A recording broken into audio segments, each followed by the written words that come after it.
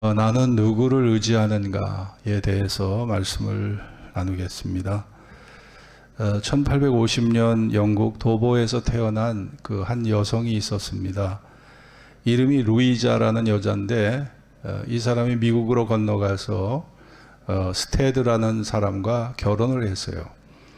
어느 여름날 남편과 이 루이자가 4살 된 딸을 데리고 뉴욕주의 롱아일랜드 해수욕장에서 일광욕을 즐기고 있었습니다. 근데 갑자기 한 소년이 비명을 지르는 거예요. 물에 빠져서. 근데 옆에 있던 남편이 앞도 뒤도 살피지 않고 그냥 뛰쳐들어갔어요. 근데 이 소년이 사람이 들어오니까 겁이 나가지고 그냥 그 손과 팔을 그냥 꽉 잡아가지고 헤엄을 칠 수 없게 만들었어요. 그래서 결국 이 소년과 남편이 익사를 하고 말았습니다. 너무나 20대 젊은 나이에 4살 딸을 남기고 남편이 비명에 그냥 가버린 거죠. 너무나 갑작스럽게 벌어진 일입니다. 이 루이자는 남편 스테드를 보내고 일주일 동안 식음을 전폐하고 아무 음식도 먹을 수가 없었습니다. 그리고 하나님께 울부짖었어요. 하나님, 도대체 제가 무슨 죄가 많아서 이렇게 젊은 나이에 내 남편을 데려가십니까? 하나님, 정말 원망해도 부족합니다. 하나님, 도대체 하나님의 뜻이 도대체 어디 있습니까? 나를 사랑하신다는 그 하나님의 사랑의 표현이 도대체 이런 것입니까? 얼마나 마음에 원망이 됐겠어요. 근데 그때 하나님께서 그녀의 마음에 찬송 가사, 시를 그에게 떠오르게 하셨어요. 그 시가 뭐냐? 우리가 자주 부르는 340장입니다. 구주 예수 의지함이 심히 기쁜 일일세. 허락하신 받았으니 의심 아주 없도다. 주를 믿는 나의 마음을 그의 피에 적시네. 안위 받고 영생함을 주께 모두 얻었네. 영원 무궁 지나도록 함께 계시리로다. 예수 믿는 것은 받은 증거 많도다. 예수 귀한 예수 믿음 더욱 주소서. 여러분, 이것이 남편을 잃은 절망의 상황에서 이런 찬송이 나온 거예요. 여러분, 그 후에 그녀는 딸을 데리고 남아프리카 선교사로 떠났습니다. 그리고 1917년 아프리카 남부 로디지아 공화국에서 세상을 떠날 때까지 선교사로 일을 했습니다. 남편이 갑작스러운 사고로 세상을 떠나고 그녀가 하나님 앞에서 깨달은 것이 무엇이었을까요? 남편이 자신이 의지할 대상이 결코 아니었다는 사실입니다. 구주 예수님만이 내가 영원히 의지할 대상이지, 사람은 정말 잠깐 우리의 도움을 주지만 영원한 의지의 대상이 아니라는 것입니다. 우리가 모두 가져야 될 믿음이 아닐까요? 내 남편이 아무리 훌륭해도 그 남편이 영원히 나를 지켜주지 못하고요. 내 아내가 아무리 자상하고 살림을 잘해도 그 아내가 나를 영원히 내 옆에서 나를 보호해 주지 못해요. 언젠가는 다 떠납니다. 언젠가는 또 떠나는 거예요. 사람은 사실 누구나 약하기 때문에 누군가를 의지합니다. 누군가를 의지해요. 그것이 사람이든 물질이든 기술이든 기계이든 하나님이든, 인간은요, 누군가를 의지하지 않으면 살 수가 없어요. 왜냐? 불완전한 존재니까.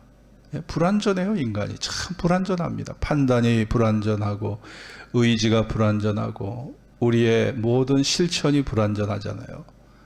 그러니까 인성이 불완전하고 누군가를 의지할 수밖에 없어요. 마틴 루터가 그의 대요리문답에 보면 그렇게 썼습니다. 무엇이든 당신의 마음에 의지하는 것, 어디든 당신의 마음이 머무는 곳, 그것이 당신의 신이다. 그랬습니다. 자, 내가 의지하는 것, 내 마음이 머물러 있는 것, 그것이 바로 내 신이라는 거예요.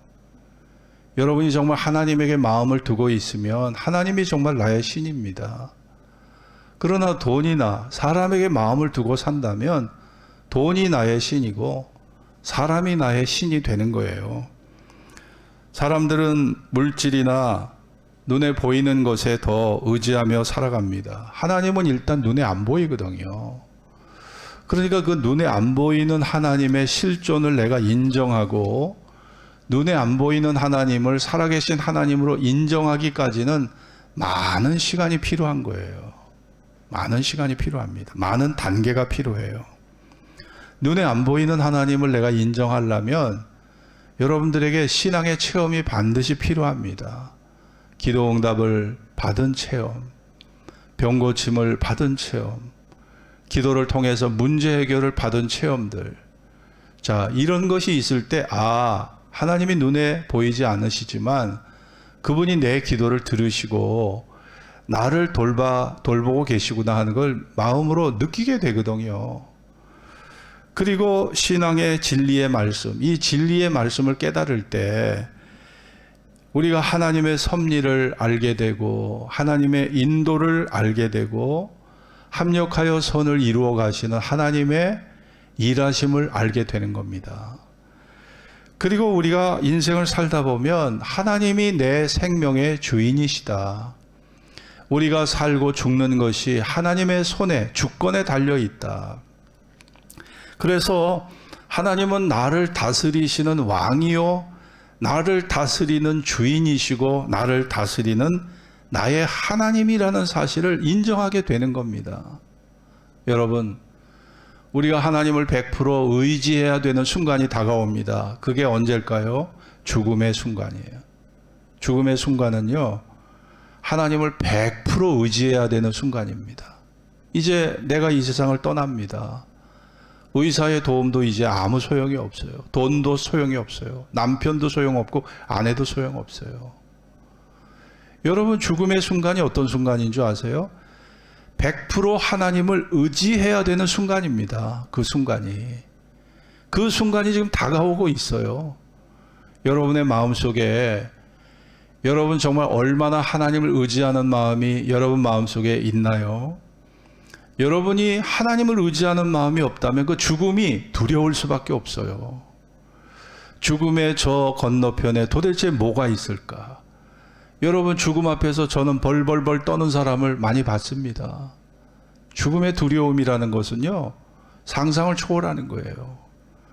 그러나 그분이 나를 사랑하시고 그분이 나의 미래를 위해서 부활의 생명을 준비하셨고 나를 위해 약속하신 이 말씀이 하나도 거짓되지 않은 진실한 말씀이라는 사실을 믿고 지금까지 살아온 내 인생 속에서 내 걸음을 인도하시고 내 기도를 응답하셨고 나의 가는 길을 예비하셨던 그 하나님, 내가 믿고 의지했던 그 하나님을 여러분이 그 순간까지 인정하고 살아간다면 여러분은 죽음을 두려워하지 않는 참된 자유인으로서 내 미래를 하나님의 손에 온전히 맡길 수 있는 그런 진정한 신앙인이 될 것을 믿습니다.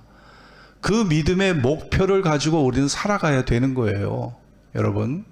그런데 어떤 사람은 처음에는 하나님을 의지하는 마음이 70% 정도 마음에 가득 차 있었는데 살다 보면요, 돈이 더 좋고 세상이 더 좋고 사람이 좋아서 이 70% 의지하던 마음이 10%, 5%, 나중에는요, 하나님을 의지하는 마음이 아예 없어버려요.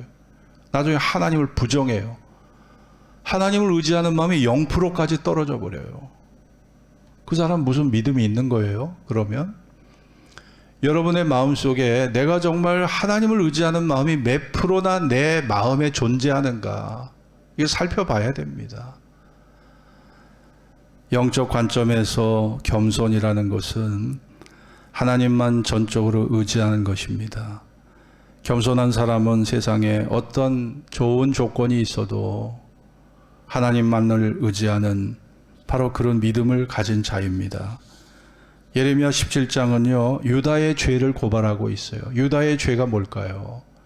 하나님이 그렇게 자기들을 도와주셨고 하나님이 그렇게 자기들을 지켜주셨고 그렇게 구원해 주셨는데 언제 하나님이 우리를 도와주셨느냐? 하나님은 까마득하게 잊어버리고 우상에 빠지고 세상의 인간 중심에 빠진 그 유다의 죄를 고발하고 있는 거예요.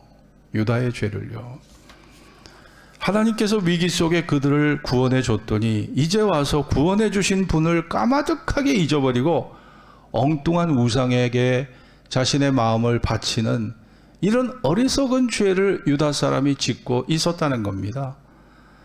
그들에게 하나님께서 저주를 받을 것이다. 야, 무섭죠? 자, 여러분 보세요. 오늘 우리 5절 같이 읽겠습니다. 5절 나 여호와가 시작. 나 여호와가 이같이 말하노라. 무릇 사람을 믿으며 혈육으로 그 권력을 삼고 마음이 여호와에게서 떠난 그 사람은 저주를 받을 것이다. 마음이 여호와에게서 떠난 자, 하나님에게서 떠난 자가 저주를 받을 것이다. 우리가 예배 드리는 거 하나님을 생각하는 마음이 없으면 예배 절대 한 번도 드릴 수가 없는 거예요. 이 예배의 자리에 온다는 것 자체가 이게 하나님과 연결되는 끈입니다. 이게 믿음의 끈이고 믿음의 이게 하나님과 나 사이의 믿음의 교량 역할을 하는 겁니다. 그런데 하나님을 전혀 의지하지 않고 의식하지 않고 생각하지 않고 그냥 자기 중심대로 자기 기준대로 살아가는 사람은 결국 저주를 받는다. 그 저주는 어떤 저주일까요? 하나님 생명의 근원 되시는 생명의 주인 되시는 하나님과 떨어져 나가는 하나님에게서 떨어져 나가는 저주를 받는다는 겁니다. 여러분 그것이야말로 우리가 가장 두려워해야 될 것이죠. 예레미야 17장 5절에 이렇게 말씀하잖아요. 결국 하나님 앞에 버림을 당하게 된다는 거예요. 여기에 보면은 사람이라는 말, 5절에 이 사람이라는 말이 히브리어로 어떻게 쓰였냐면 첫째 여기에 사람이라는 것, 여호와가 이같이 말하나 무릇 사람을 믿으며, 이게 사람은 히브리 말로 아담으로 쓰여져 있어요. 아담. 일반적인 의미의 인간을 뜻합니다. 둘째, 육신으로 권력을 삼는다. 육신이라는 것은 히브리 말로 바사르. 하나님의 전능하심에 대조되는, 비교되는 인간의 연약성, 한계성을 의미하는 말입니다. 이 바사르가. 그러니까 육신이라는 것은요, 육신이라는 것은 온전하지가 않아요. 병이 들고 감기 몸살을 겪고 코로나19에 감염돼서 정말 치료를 받아야 되고 정말 눈에 보이지도 않는 세균에 의해 점령을 당하는 그게 인간입니다. 마지막에 나오는 4절, 그 사람은 저주를 받을 것이다. 여기서 사람이라는 게베르라고 썼습니다. 이 게베르는 강한 자, 용사를 의미합니다. 여기에서 나오는 세 단어 전부가 하나님과 반대되는, 하나님을 의지하는 것과 전혀 다른 것을 의미하는 거예요. 그러니까 신약에서 사도 바울이 언급한 육신이라는 말은요, 하나님의 은혜를 의지하지 않고 인간 스스로 모든 것을 주도하는 것을 의미하는 거거든요. 육신이라는 것이. 그런 태도가 다 육신의 생각들입니다. 사람은 육신의 능력으로 제법 많은 일을 할 수 있어요. 도시를 만들고 비행기를 만들고 뭐 엄청난 그러한 기계들을 만들잖아요. 그러나 하나님의 능력에 비하면 인간의 능력은 정말 어린아이의 소꿉장난에 불과한 거예요. 이번에 울진, 삼척, 그 다음에 동해에 산불이 났잖아요. 그 산불이 났는데 이게 지금까지 산불 난 것 중에 가장 오랜 기간 8일 동안, 지금 9일 동안 타고 있대요. 9일 동안. 그 불을 끄느라고 헬리콥터, 소방 헬리콥터가 수백 대가 동원이 되고 수천 명의 소방 대원들이 동원됐지만 아직도 그 불을 끄지 못해서 8일 이상을 불 끄는데 그냥 사람이 온갖 수고를 다 한 거예요. 근데 불을 못 껐는데 이 봄 단비가 주룩주룩 내리니까 그냥 한순간에 해결이 되잖아요. 한순간에. 그러잖아요. 사람의 노력과 수고라는 것은 하나님에 비하면 보잘것없는 예? 어린아이의 소꿉장난에 불과한 겁니다. 여러분, 우리가 그러므로 우리가 이 세상을 살아가면서 제일 중요한 것이 뭘까요? 하나님에 대한 믿음을 키우는 것. 왜냐? 그게 내 생명줄이에요. 내 생명줄. 그분이 내 생명을 주셨고 나에게 생명을 주셨고 모든 것이 그에게서 나오고 그로 모든 것이 주에게서 나오고 주로 말미암고 주에게로 돌아가는도다. 하나님이 주인이시라는 겁니다. 하나님이 주인 되신다는 거예요. 우리가 이 세상에 살면서 내 생명의 주인 되시는 그분을 알아가고 배워가고 우리가 그분과 교제하고 그분을 만나고 그분을 의지하는 법을 배워간다는 것보다 더 귀한 게 어디 있겠습니까? 다니엘서에 보면 느부갓네살 왕이 꿈에 정말 엄청난 꿈을 꿨어요. 어마어마한 신상이 버티고 있는데 그 신상 머리는 금이고 가슴과 두 팔은 은이고 배와 넓적다리는 노시고 종아리는 쇠고 발은 얼마는 쇠이고 얼마는 진흙이었습니다. 그런데 이 진흙이 이 거대한 신상이 하늘에서 날라온 돌에 의해서 이 신상이 파괴되고 커다란 흙더미가 돼버리는 그런 꿈을 꿨는데 이 꿈이 도대체 해석이 안 돼요. 근데 다니엘이 그 꿈을 해석합니다. 머리는 바벨론, 이 강대한 제국 바벨론을 의미하고 앞으로 세계사에 나타날 강대국, 제국들을 말씀하는 거라고 그렇게 해석을 해줘요. 바벨론 이후는 바사가 있는데 이 바사는 은에 해당되고 바사도 엄청난 힘을 가진 나라였지만 헬라에 의해 망했습니다. 그래서 헬라는 노스로 그렇게 표현이 됐고 헬라도 굉장한 힘을 가진 나라였어요. 알렉산더가 정복한 땅이 얼마입니까? 그런데 그 헬라도 결국 망했고 로마가 등장하잖아요. 그런데 로마 역시 둘로 갈라져서 로마 역시 동로마 서로마로 갈라져서 로마 역시 나중에 멸망합니다. 여러분, 지금 세계가 미국이 가장 강대국이에요.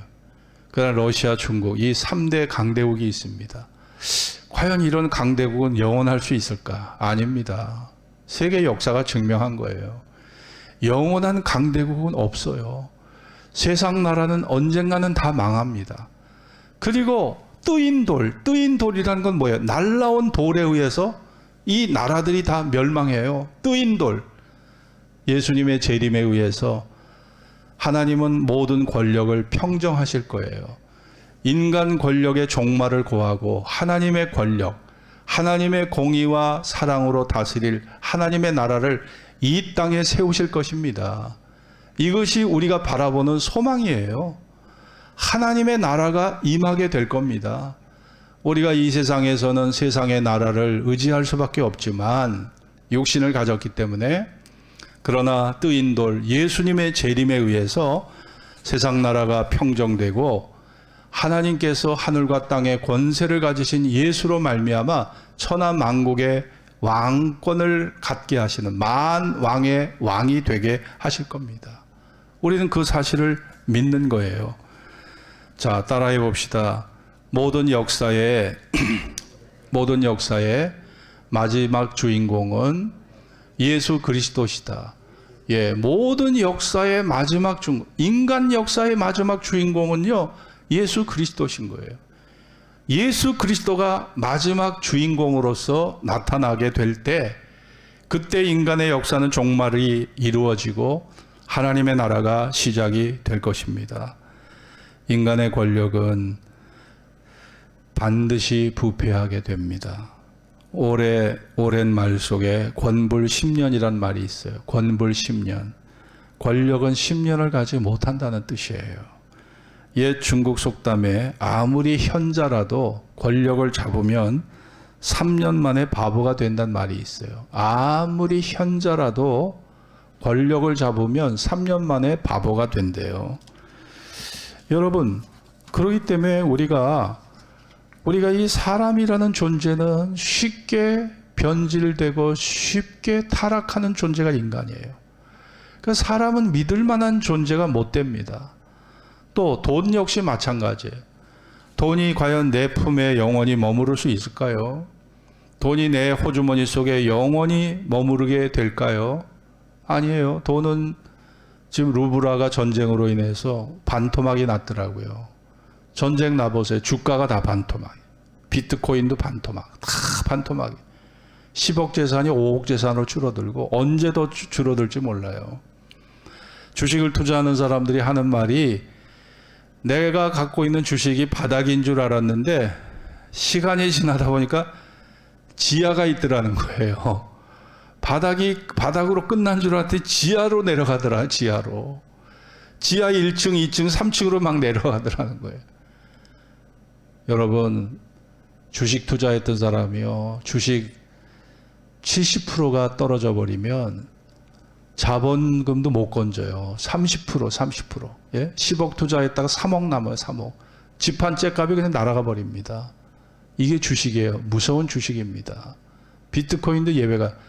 여러분, 돈이라는 것은 이런 거예요.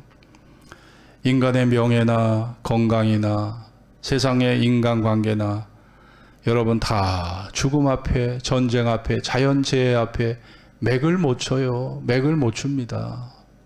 우리가 믿고 의지하는 것들이 맥을 못 쳐요. 사람을 의지하고 그러므로 세상의 헛된 영광을 의지한다는 것은 돌아보면 참 어리석은 거예요. 헛된 겁니다. 그런데 우리는 그 어리석고 헛된 것을 알면서도 거기에서 헤어나오지를 못해요. 왜 그럴까요? 하나님에 대한 믿음이 약하기 때문에 눈에 보이지 않는 하나님보다 눈에 보이는 세상 것에 더 마음을 두고 살 수밖에 없는 거예요. 믿음이라는 것은 눈에 보이지 않는 하나님을 의지하는 건데 우리가 말씀과 기도로서 하나님의 존재에 대한 우리가 깊은 통찰과 깊은 그분에 대한 관계가 맺어지고 설정되어 있지 않으면 눈에 보이는 것 따라 갈 수밖에 없는 거예요. 그게 우리의 현실인 겁니다. 미국의 조엘 오스틴 목사는 현명한 사람은 75% 자신의 내적 판단에 의지하고 25%만 외부의 의견을 참고한다는 말을 했는데 이 말이 어떨까요? 뭐 어느 정도 합리적인 말이죠. 자기 안에 내적 판단 75%의 내적 판단을 의지하고 25%만 외부의 정보나 외부의 사람의 말을 믿는다는 겁니다. 근데 하나님을 믿는 사람들은요, 하나님을 믿는 그 믿음이 하나님에 대한 신뢰가 이게 100%까지 올라가야 되는 거예요. 사실은요. 내 작은 생각, 내 작은 경험보다 하나님을 더 의지해야 되는 겁니다. 잠언에 보면 너는 범사에 내 명철을 의지하지 말고 마음을 다하여 여호와를 의뢰하라. 그리하면 내 길을 지도하시리라 말씀했어요. 내 명철을 의지하지 말라는 거예요. 마음을 다하여 하나님을 의지하라. 그리하면 내 길을 지도하시리라고 말씀합니다. 해방 전후에 우리나라에 유행했던 말이 있어요. 미국 사람 믿지 말고 소련에게 속지 말고 일본 사람들 다시 일어나니 조심하세. 자, 이게 해방 전후에 우리 국민들이 썼던 말입니다. 국민들이 썼던 구호예요. 네? 자, 사람을 믿으면 어떻게 될까요? 사람을 믿으면 속아. 배신감 때문에 눈물을 흘릴 때가 와요. 사람을 믿으면. 네? 배신감 때문에 눈물 흘릴 때가 오는 겁니다. 자, 우리 성경 한 구절 찾아 읽겠습니다. 마태복음 23장입니다.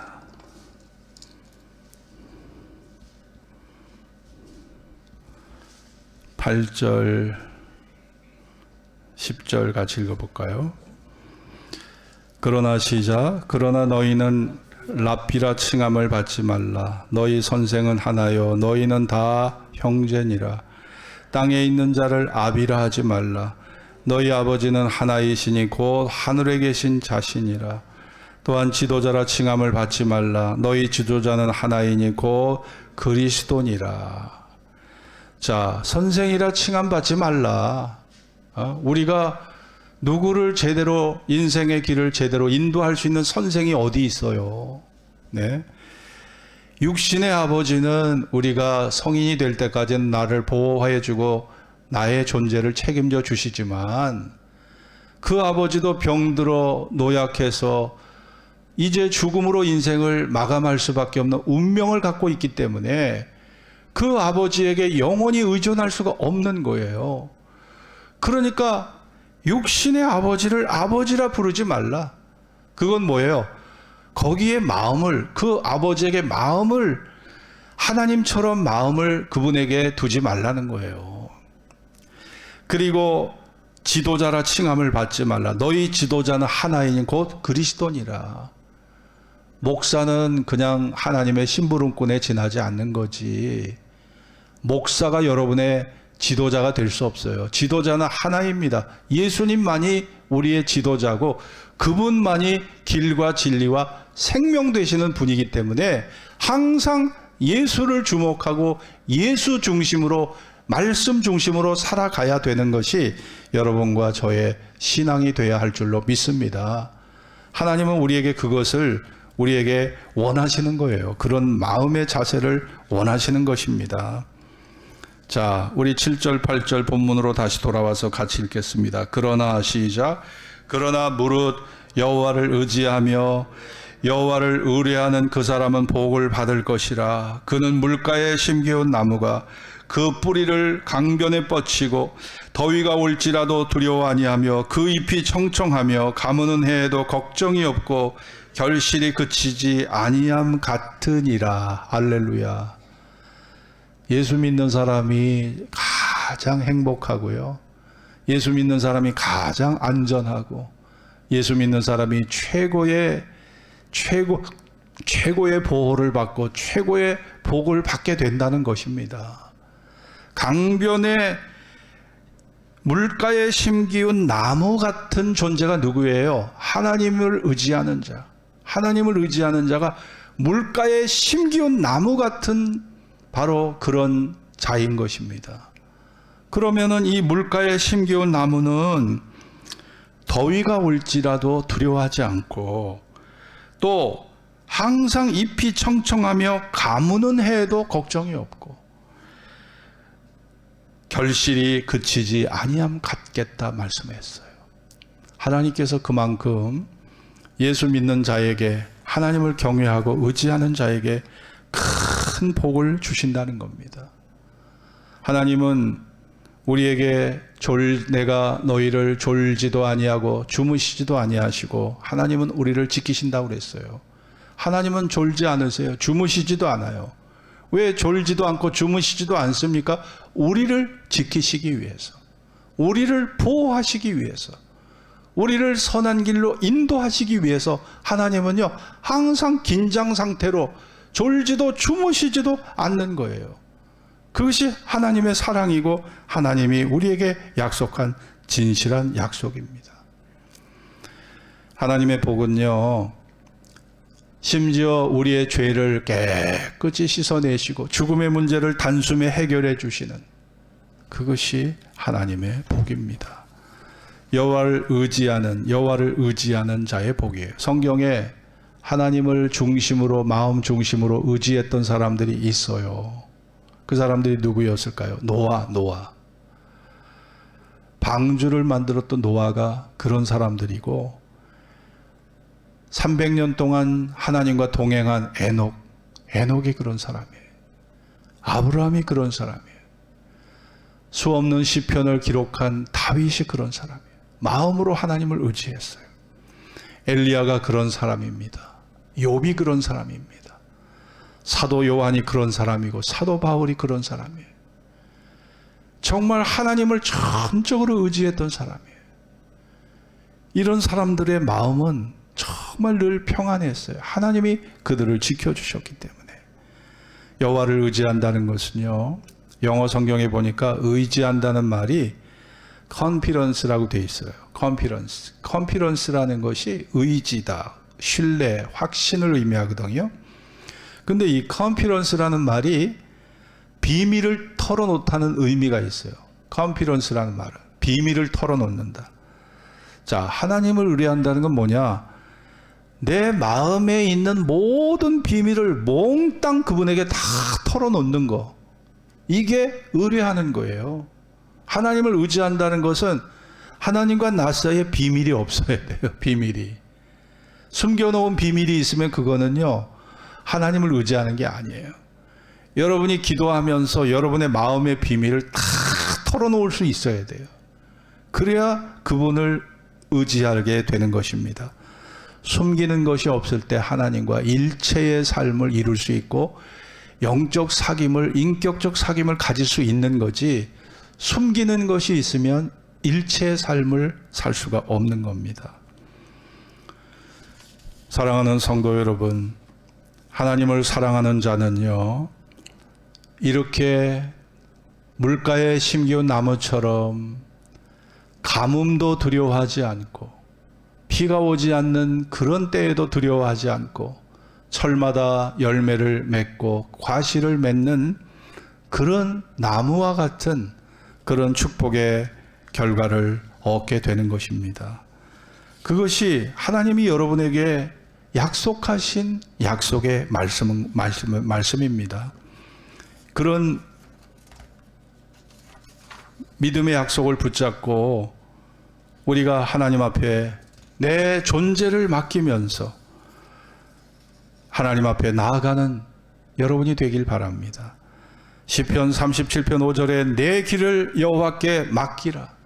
저를 의지하면 저가 이루시리라 말씀했습니다. 너의 행사를 여호와께 맡기라. 그리하면 너의 경영하는 것이 이루리라 말씀했어요. 너의 염려를 다 주께 맡겨버리라. 이제 저가 너희를 권고하심이라. 우리 염려를 다 주님께 맡기라는 거예요.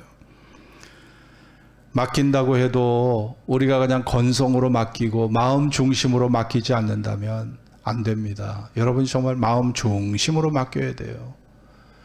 근데 때로는요, 이 마음 중심이 가지지 않을 때가 있어요. 제가 금식하는 이유가 왜 그러냐? 세상을 살다 보면요, 이 마음이 탁 분산이 돼요. 생각이 분산이 돼요. 마음이 하나님께 모아지질 않아요. 그럴 때 금식을 하는 거예요.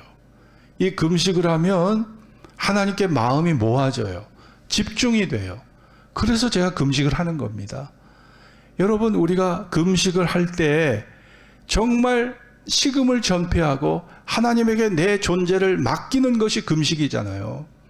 하나님께서 그래서 그 금식 기도를 대단히 기뻐하시는 거예요. 그리고 하나님을 의지하는 자에게 하나님께서 아름다운 복으로 합력해서 유익이 되도록 하나님이 그의 앞길에 복을 주시는 것입니다. 사랑하는